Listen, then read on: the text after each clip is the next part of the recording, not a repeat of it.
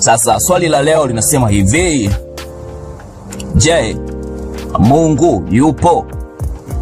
Je, Mungu yupo? Kwenye mabano, thibitisha.